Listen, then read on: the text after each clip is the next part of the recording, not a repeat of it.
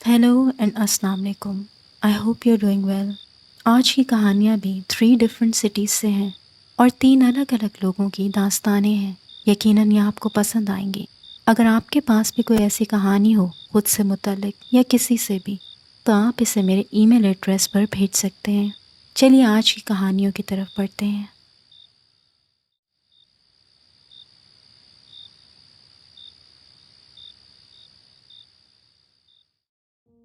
میرا نام زارا ہے اور یہ جو کہانی میں سنا رہی ہوں یہ میرے ساتھ واقع ہوئی ہے. میں فیصل آباد سے بلانگ کرتی ہوں.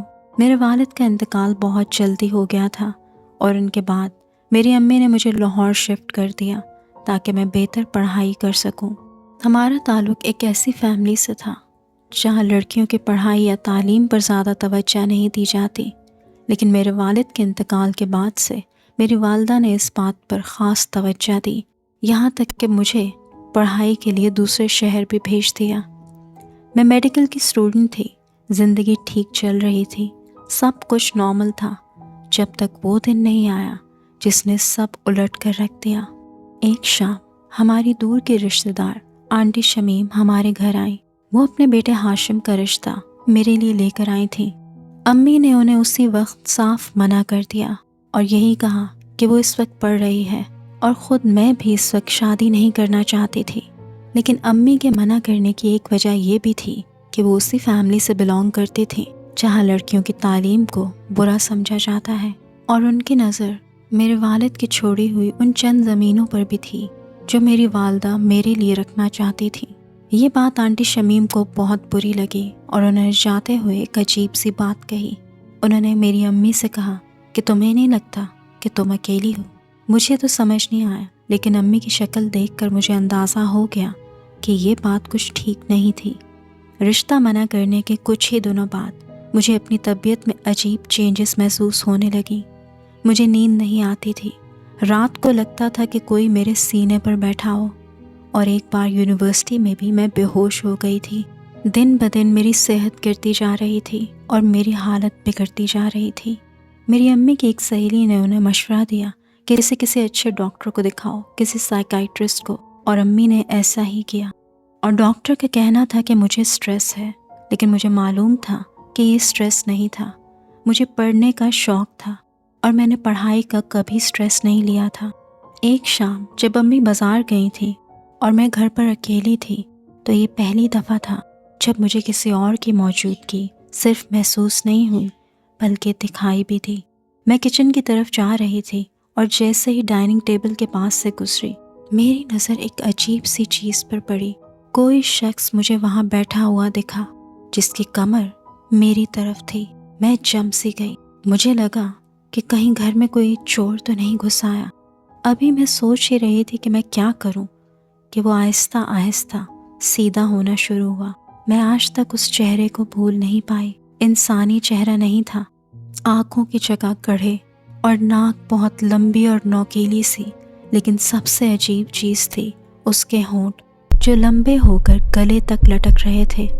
وہ بس مجھے گھورے جا رہا تھا بنا کوئی حرکت کیے، اور میں خوف زدہ ہو کر کسی ٹرانس میں تھی. پھر ایک دم سے وہ پردے کے پیچھے چلا گیا. میں اتنی خوفزدہ ہوئی کہ چیخی بھی نہیں، صرف بے ہوش ہو کر گر گئی. لیکن جب مجھے ہوش آیا تو امی میرے پاس رو رہی تھیں اور میں نے ان سے سارا واقعہ بیان کیا. ملازمہ نے پورا گھر چیک کیا لیکن وہاں کوئی ہوتا تو ملتا. امی نے مجھے بہت سے ڈاکٹرز کو دکھایا، سائیکائٹرسٹ کو بھی دکھایا. وہ میڈیکیشن دے دیتے تھے، لیکن میری طبیعت میں کوئی بہتری نہیں آ رہی تھی کیونکہ مسئلہ کچھ اور ہی تھا. مجھے نماز پڑھنے میں مشکل ہوتی تھی. قرآن کی تلاوت سنتی تو ایسا لگتا جیسے میرا دم گھٹ رہا ہے اور کوئی میرے آس پاس موجود ہے جو مجھے نفرت سے گھور رہا ہے. مجھے ایسا لگتا جیسے کوئی میرے قریب سانس لے رہا ہے. میں نے شیشہ تک دیکھنا بند کر دیا تھا کہ مجھے اکثر محسوس ہوتا کہ میری ریفلیکشن کچھ اور بن رہی ہو. میں بالکل ٹوٹ رہی تھی. یہ سب دیکھتے ہوئے امی نے لاہور چھوڑ کر واپس فیصل آباد آنے کا فیصلہ کیا، اور واپس آتے ہی امی نے اپنی پرانی ملازمہ نصرت کو بلایا. نصرت نے مجھے ایک نظر دیکھا اور سیدھا کہہ دیا، اس پر جادو ہے. میری امی رو پڑی. پھر انہوں نے آنٹی شمیم اور رشتے والی بات بتائی۔ نصرت نے امی کو ایک مولوی صاحب سے ملوایا اور انہوں نے حساب لگا کر بتایا کہ آپ کا شک بالکل صحیح تھا۔ ان لوگوں نے رشتے سے انکار پر جادو کروایا ہے، ایسا جادو جو لڑکی کو مجبور کرتا ہے کہ وہ ان کے گھر چلی جائے، اور اگر ایسا نہ ہو سکے تو اس کا ذہن، اس کا جسم دونوں تباہ ہو جائیں۔ اس رات میرے اوپر دم کیا گیا۔ مجھے یاد ہے میں چیختی رہی، میرے ہاتھ پیر کانپ رہے تھے، میرے منہ سے عجیب سی آوازیں نکل رہی تھیں جیسے کوئی اور بول رہا ہو۔ کچھ دن تک بہت مشکل حالت رہی، پھر آہستہ آہستہ میں بہتر ہونے لگی۔ اس وقت میں میری امی نے میرا بہت ساتھ دیا۔ وہ میرے لیے پڑھائی بھی کرتی تھی اور مجھے نماز بھی پڑھواتی تھی، اور وہ چہرہ، وہ مخلوق مجھے کم نظر آنے لگی۔ لیکن ڈر ابھی بھی ویسا ہی تھا۔ میں اکیلی کبھی نہیں سوتی تھی۔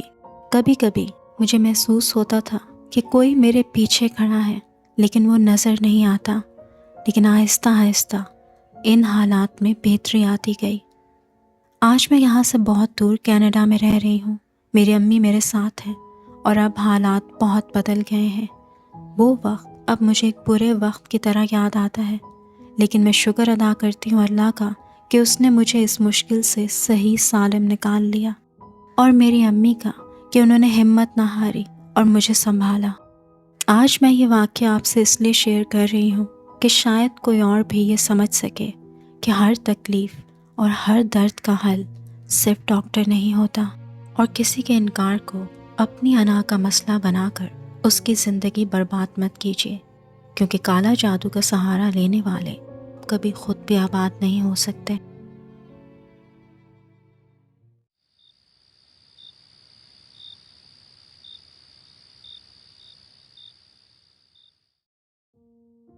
میرا نام حارث ہے۔ میں سکھر کا رہنے والا ہوں، لیکن بچپن کا بہت سا وقت میں نے اپنی نانی کے گھر میں گزارا۔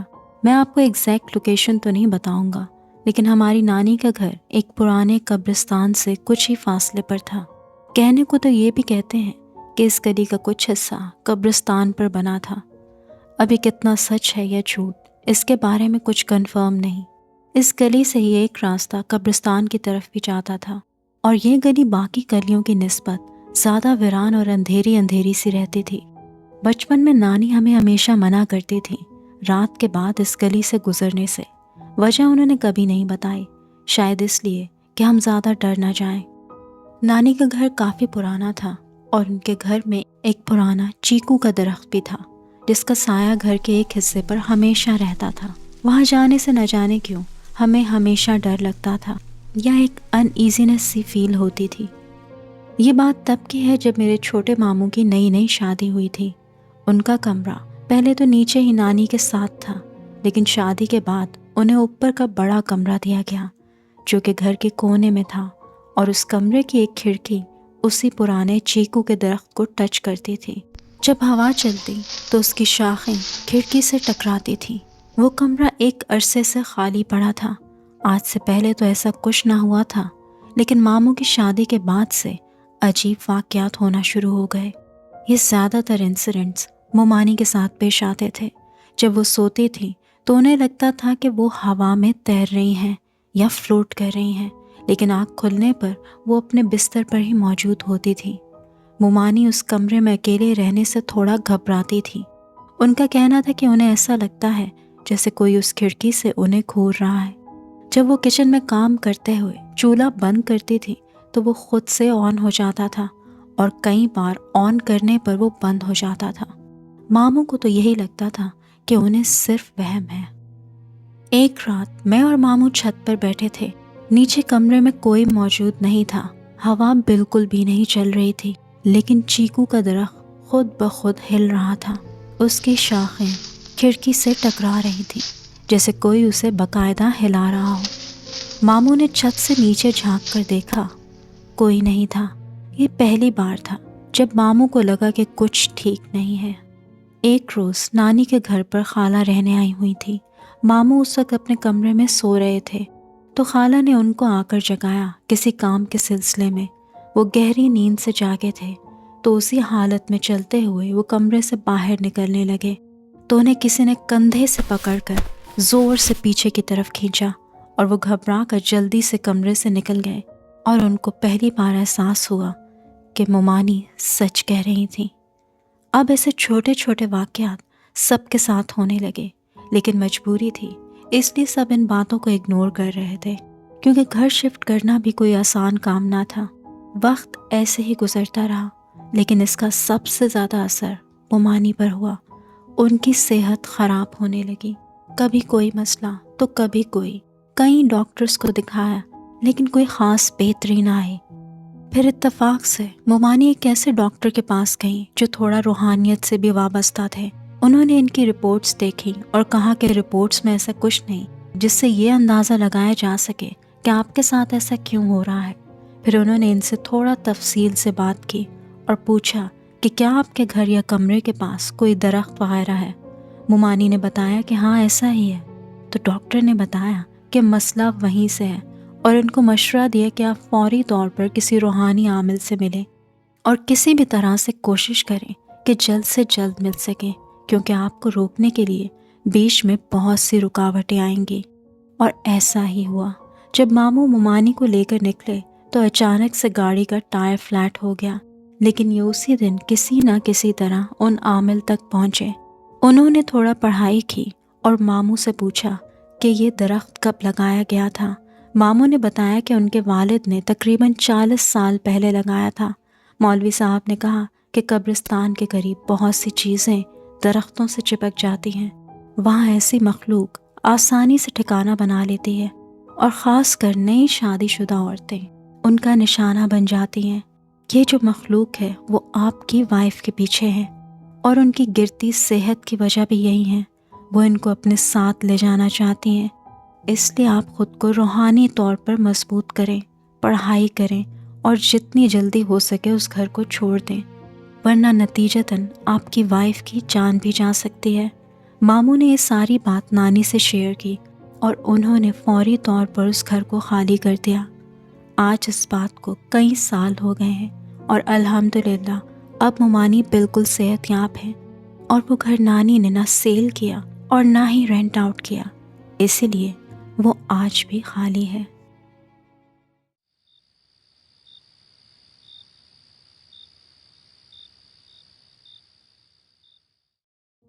میرا نام دانیال ہے اور میں کراچی کا رہنے والا ہوں۔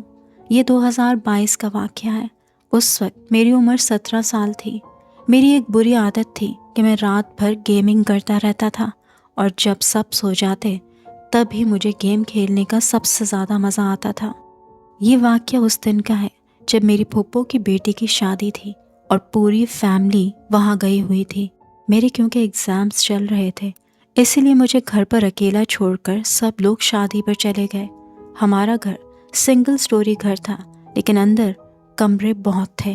شام کے تقریباً 7:30 یا 8 بجے گھر بالکل خالی ہو گیا تھا۔ میں نے کچھ دیر اسٹڈیز کی، اور پھر میں نے اپنے لیے پیزا آرڈر کیا اور جلدی سے اپنا ایکس باکس آن کر کے گیم کھیلنا شروع کر دی۔ ابھی تک سب کچھ نارمل ہی تھا۔ میں واش روم گیا اور دوبارہ گیم کھیلنے کا سوچ ہی رہا تھا کہ مجھے لگا کہ گھر میں کوئی ہے۔ جس کمرے میں تھا اس کے باہر لاؤنج میں ووڈن فلورنگ تھی، اور ووڈن فلورنگ پر چلنے کی آواز بڑی صاف سنائی دیتی ہے۔ یہ تقریباً 10 بجے کا وقت تھا، اور مجھے بالکل ہلکی سی چلنے جیسی آواز سنائی دی، جیسے باہر کوئی آہستہ آہستہ چل رہا ہو۔ میں نے دروازہ کھول کر باہر جھانکا تو مجھے وہاں کچھ نظر نہیں آیا۔ میں واپس روم میں آ گیا اور سوچا کہ مجھے کچھ پڑھ لینا چاہیے، لیکن 2 منٹ بعد ہی پھر آواز آئی، اس دفعہ ذرا تیز، ایسے جیسے کوئی جانتے بوجھتے پاؤں پر زور دے دے کر چل رہا ہو۔ میرے دل کی دھڑکن ہلکی سی تیز ہو گئی۔ میں نے سوچا کہیں کوئی چور تو نہیں آ گیا گھر میں۔ میں نے ہمت کر کے دوبارہ روم سے باہر جھانکا اور ہال کی لائٹ آن کی، مگر کچھ نہیں۔ میں نے اچھی طرح گھر کو چیک کیا، یہاں تک کہ مین گیٹ بھی چیک کیا، مگر سب صحیح تھا۔ خیر، میں واپس کمرے میں آ گیا۔ اب آپ سوچیں گی کہ میں گیم بند کر کے سو گیا ہوں گا۔ نہیں، میں نے گیم دوبارہ سٹارٹ کیا اور ٹرائی کیا کہ زیادہ نہ سوچوں۔ یہ میرا کوپنگ میکانزم تھا، لیکن رات 11 بجے کے قریب سب کچھ ایک دم بدل گیا۔ جب میں گیم کھیل رہا تھا تو میری اسکرین ایک پل کے لیے بلنک ہوئی، پھر میرے بالکل پیچھے جیسے کسی نے ہلکے سے سانس لی ہو۔ یہ اتنی پاس، اتنی قریب تھی کہ ہیڈ سیٹ کے باوجود مجھے اپنی گردن پر محسوس ہوئی۔ میں نے فوراً ہیڈ سیٹ اتارا اور پلٹ کر پیچھے دیکھا۔